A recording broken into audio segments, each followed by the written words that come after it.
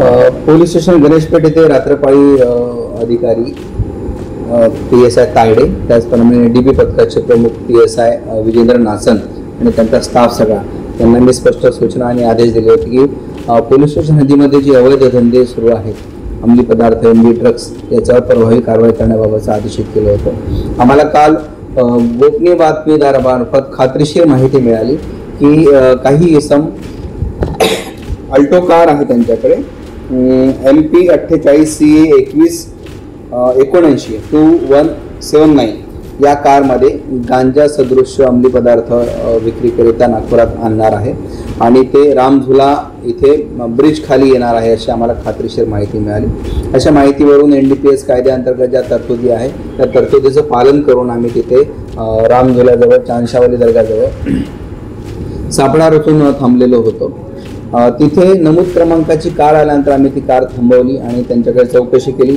कारमध्ये आकाश बजाज नरसिंगराव शामराव देशमुख वय 42 वर्षे, राहणार विनोबानगर, बैतूल तालुका जिल्हा बैतूल, राहणार मध्य प्रदेश, आणि किरण निलेश देशमुख वय 34 वर्षे, राहणार LCH 385 आंबेडकर नगर, गायत्री मंदिरजवळ, पाताखेडा, बैतूल तालुका जिल्हा बैतूल मध्य प्रदेश.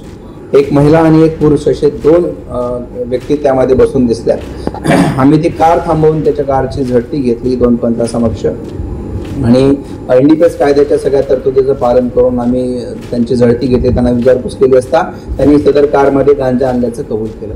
घटनास्थळावरच आम्ही त्याचा पंचनामा करून गांजाची मोजदाद केली असता 17 किलो 33 ग्राम गांजा आम्हाला मिळून आलेला आहे.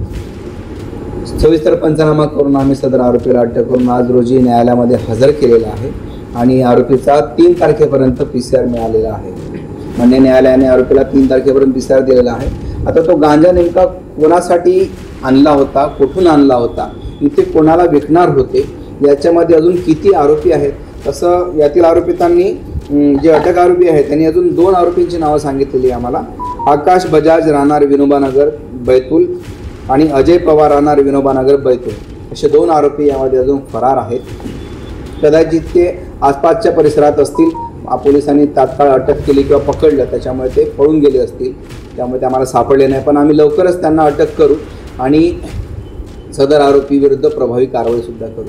आदरणीय पोलीस आयुक्त नागपूर शहर डॉक्टर रवींद्र सिंगल साहेब यांनी ऑपरेशन थंडर अंतर्गत जे अंमली पदार्थावर प्रभावी कारवाई करण्याबाबतचे जे आदेशित केलेले आहे त्या अनुषंगाने गणेशपेठ पोलिसांनी आज अत्यंत उत्तम कामगिरी केलेली आहे आणि हा मुद्देमाल किंवा गांजा नेमका कुठून आला होता, एवढा मोठ्या प्रमाणात गांजा त्यांनी कोणाला विकण्याकरता आणला होता, याबाबत सुद्धा आम्ही सखोल तपास करून पुढील कारवाई करणार आहोत.